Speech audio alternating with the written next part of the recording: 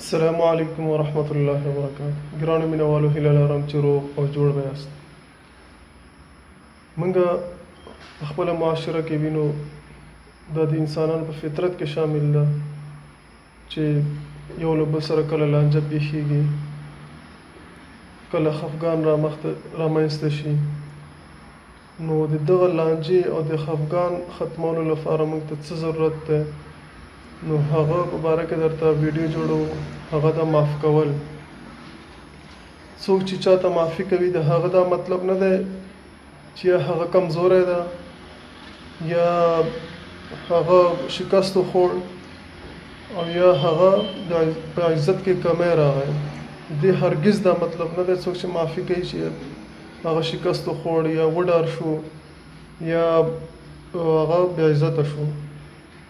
څوک چې یو بل چاته معافي کوي چې هغه سره خفګان راغلی یا بله لانجه ورته پېښه شوې، هغه دا مطلب ده چې هغه په زړه کې هغه دپاره محبت او رحمت دی. د هغه په زړه کې حسد، کینه او بغض نشته. نو چې کله یو چا په زړه کې حسد، کینه او بغض نه وي، نو هغه خامخا معافي کوي. او بل معاف کول د روح او د زړه د پاکوالي یو علامت دی. نو باید موږ دې ته سوچ وکړو.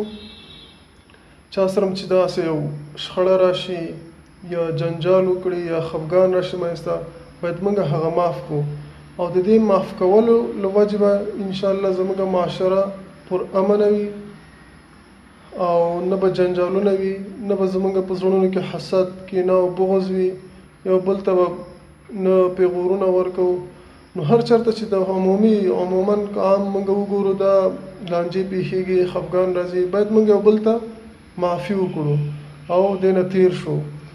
نو الله تعالی نه دا دعا کوو چې الله دې موږ ته په دې باندې د عمل کولو توفیق راکړي. السلام علیکم ورحمۃ الله وبرکاته.